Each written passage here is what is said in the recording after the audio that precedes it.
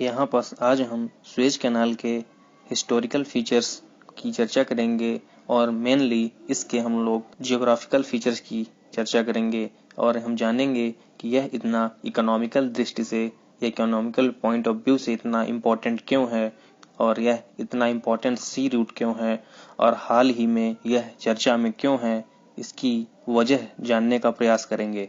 तो चलिए शुरू करते हैं।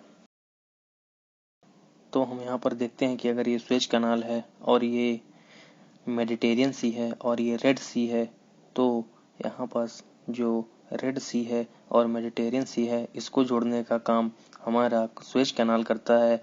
और यहाँ पास इंडिया से देखें तो इंडिया का जो ट्रेड रूट है, जो सुएज कैनाल के थ्रू होकर पोर्टुगल और स्पेन के रास्ते से होकर नॉर्थ अटलांटिक ओशियन तक जाता है। और अगर यहाँ साउथ ईस्ट एशियन कंट्री की बात करें तो भी यह रूट इंडिया से होते हुए और सुएज कैनाल से होते हुए नॉर्थ अटलांटिक ओशियन तक जाता है।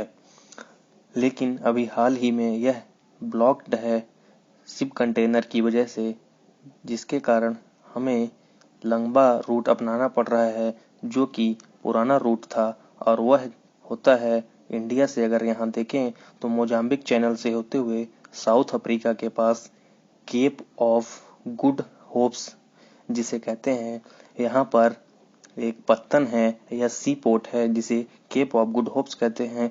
और यहाँ पास से ये रूट होते हुए नॉर्थ अटलांटिक ओशियन तक जाता है और एशिया को पश्चिमी देशों से या कि यूरोप से जोड़ता है या कि इंडिया जैसे देशों को यूरोप से जोड़ता है। और इसकी वजह से ये लंबा रूट अपनाने की वजह से 7000 किलोमीटर का अधिक डिस्टेंस तय करना पड़ता है, जिसके कारण इंपोर्टर्स को या कि एक्सपोर्टर्स को अधिक फ्यूल वहन करना पड़ता है या कि फ्यूल कॉस्ट, और जो यहाँ पास इस रूट से लंबे रूट से जाने के कारण और अधिक दिन लगता है, जिसके वजह से इंपोर्ट या एक्सपोर्ट अधिक महंगा हो जाता है। और इसी वजह से यह चर्चा में है क्योंकि लार्ज शिप कंटेनर जो है सुएज कैनाल में अटक गया है और उसे निकालने की कोशिश अभी जारी है, जिसके कारण यह समस्या वर्तमान में उभर कर आई है। तो यहाँ पर हम सुएज कैनाल के जो अगल बगल का रीजन है या उसके अराउंड रीजन है, हम लोग उसके जियोग्राफिकल फीचर्स की चर्चा करते हैं। तो हम लोग देखते हैं कि सुएज कैनाल का जो नीचे वाला हिस्सा है या कि जो नीचे वाली वाटर बॉडी है, यह है रेड सी। और जो सुएज कैनाल का ऊपरी वाला समुद्र है या कि ऊपरी वाला वाटर बॉडीज है, तो वह कहलाता है मेडिटेरियन सी।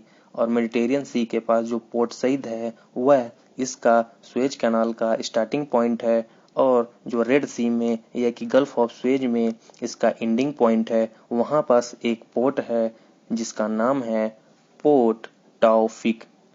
तो अगर हम लोग पोर्ट टाउफिक को रेड सी के ओर से देखेंगे तो यह हमारा स्टार्टिंग पॉइंट होगा और पोर्ट सईद जो है वह हमारा एंडिंग पॉइंट होगा। लेकिन अगर मेडिटेरियन सी की ओर से देखेंगे तो पोर्ट सईद हमारा स्टार्टिंग पॉइंट होगा और पोर्ट टाउफिक जो होगा हमारा एंडिंग पॉइंट होगा। यहाँ पर जो सुएज कैनाल है कोई नेचुरल कैनाल ना होकर आर्टिफिशियल कैनाल है, जिसका निर्माण किया गया है।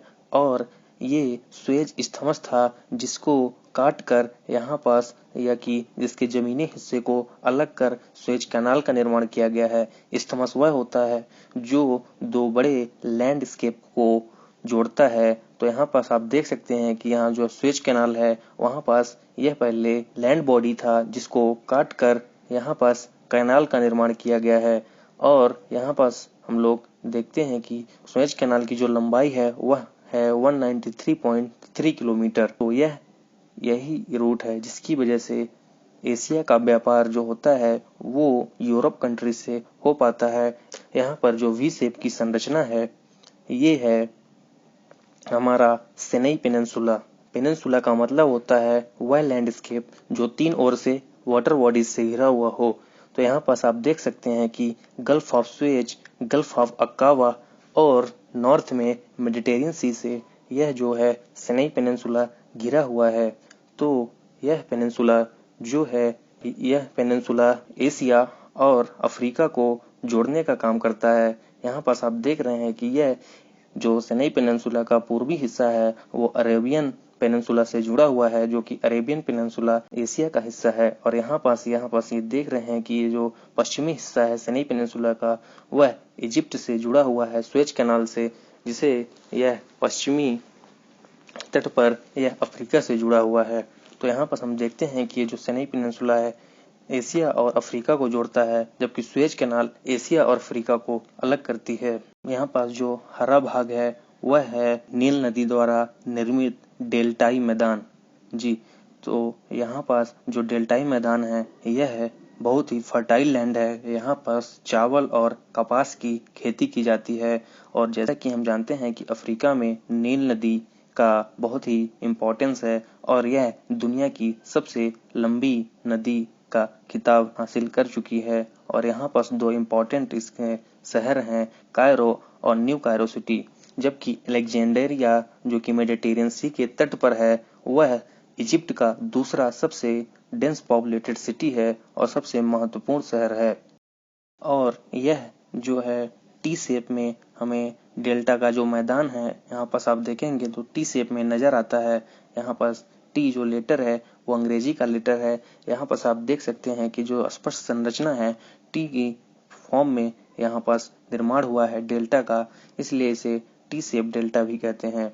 और हम यहाँ पर सुएज कैनाल की विस्तार से देखते हैं तो यहाँ पर हम देखते हैं कि ये इसकी लॉन्गिट्यूडनल पोजीशन है और यह इसका लैटिट्यूडनल पोजीशन है।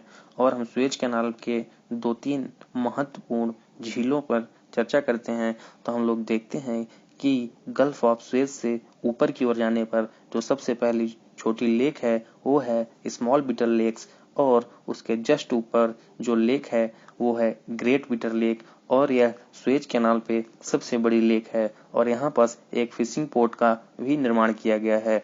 और ग्रेट बिटर लेक्स के जस्ट ऊपर एक जो छोटी झील और है वह है लेक थिम्सा।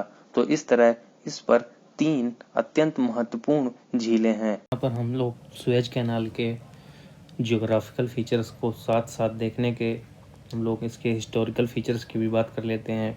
तो जैसा कि हम लोग जानते हैं कि जो एशिया का या इंडिया का वेस्टर्न कंट्रीज से या कि यूरोप से या अमेरिका से जो व्यापार होता था Cape of Good Hopes South Africa के पास जो पोर्ट है वहाँ से होता था, या कि अटलांटिक ओशियन के माध्यम से होता था।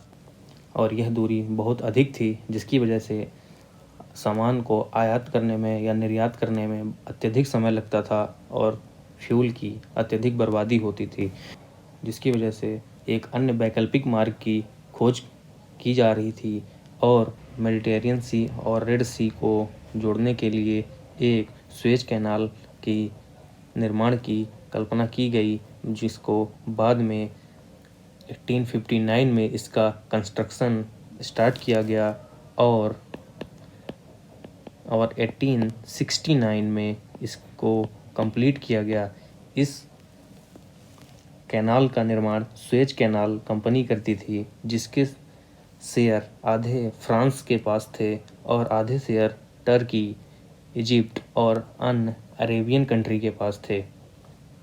बाद में इजिप्ट और टर्की के शेयर अंग्रेज़ों ने खरीद लिए और 1888 में यहाँ पास एक इंटरनेशनल ट्रीटी साइन की गई, जिसमें यह कहा गया कि इस सुएज कैनाल का यहाँ पास जो सुएज कैनाल है इसका उपयोग सभी देश के लोगों को बिना रोक टोक के करने दिया जाएगा। लेकिन बाद में अंग्रेजी सेनाओं ने या अंग्रेज़ों ने यहाँ पास 1904 में इस ट्रीटी को नहीं माना और अपनी यहाँ पर सेनाएं बिठा दी। बाद में अंग्रेज़ों ने उन्हीं देशों के जहाज़ों को यहाँ पास से आने जाने का मार्ग प्रदान किया जो कि उनके साथ युद्ध में संलिप्त नहीं थे या कि उनके फ्रेंड नेशन थे। 1947 में सुएज कैनाल कंपनी और इजिप्ट सरकार के बीच एक बाउंड हुआ, जो कि यह था कि 1990 ईयर का ये जो लीज है इसका समाप्ति होने पर इसका जो स्वामित्व है वो है इजिप्ट सरकार के पास आ जाएगा। लेकिन 1951 में इजिप्ट में ग्रेट ब्रिटेन के विरुद्ध आंदोलन छिड़ा और अंत में 1954 में एक करार हुआ या कि कॉन्ट्रैक्ट हुआ, जिसके अनुसार ब्रिटेन की सरकार कुछ शर्तों के साथ यहाँ पास जो सेनाएं थी उनको हटाने के लिए राजी हो गई। और इजिप्ट ने इस नहर का या कि यहाँ पास जो स्वेज कैनाल है 1956 में इसका नेशनलाइजेशन कर दिया या कि राष्ट्रीयकरण कर पूर्णतः अपने अधिकार में ले लिया।